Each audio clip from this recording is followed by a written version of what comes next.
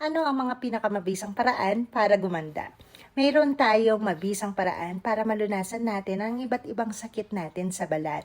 Ayon sa pagsusuri, ang mga taong masaya at masiyahin, less prone sa sakit sa balat. Naniniwala ba kayo doon?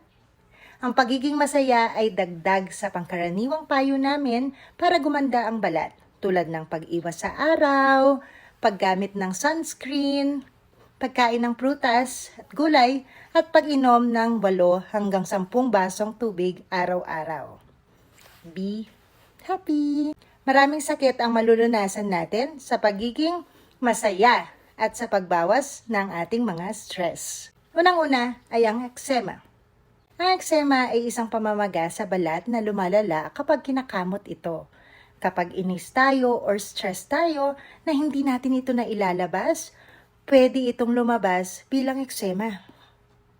Remember na kapag masaya tayo, masaya ka, mabilis gumaling ang eczema. Number 2, psoriasis.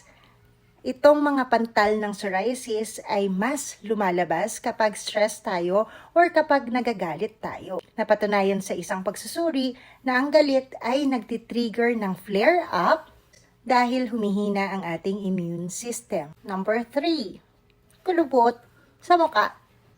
Kapag galit or inis tayo, lalong kumukulubot ang ating mga muka.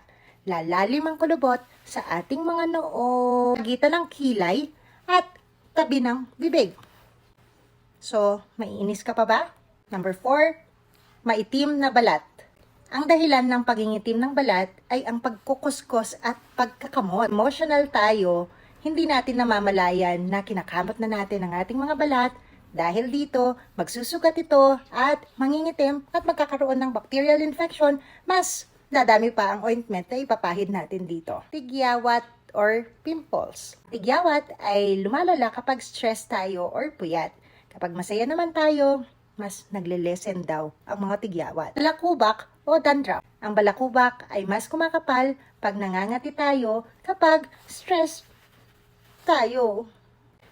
So, tatandaan natin na kapag stress na stress tayo dahil sa pangangati ng ating balat or dahil pangit ang ating balat, lalong lalala itong mga sakit natin.